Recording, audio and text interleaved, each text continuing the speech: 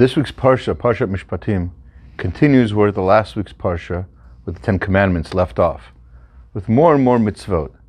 And at a certain point, perhaps, people might get in their head that there's just too many mitzvot, there's too much to do, too many things we have to be careful about, too many details, too many things we need to think about. Couldn't we just have fewer mitzvot? So my friend Rabbi Shua Bloom told me in the name of his Rabbi, Rabbi Green used to say that when he was younger, with every page of the Talmud that he would turn, he hoped he would find a mitzvah that he had to fly to do. In other words, the Torah tells us that there's all of these mitzvot, and the rabbis tell us that if there's a mitzvah, that means that it's something that you can do. If there's a mitzvah, that means you are able to do it.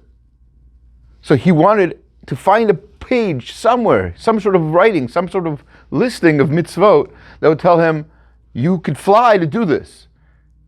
And then he'd be able to fly. Because if there's a mitzvah, and if it's necessarily true that you are able to do the mitzvah, that means that every single mitzvah is your superpower. It's what gives you the ability to do what you are able to do. If there's a mitzvah of tzedakah, that means we all have that mitzvah. That means we all have that ability somehow.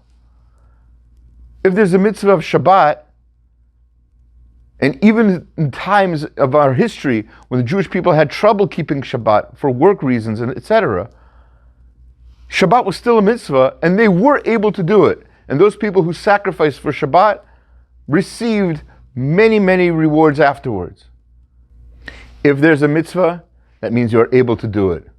That means the mitzvahs grant you powers, superpowers.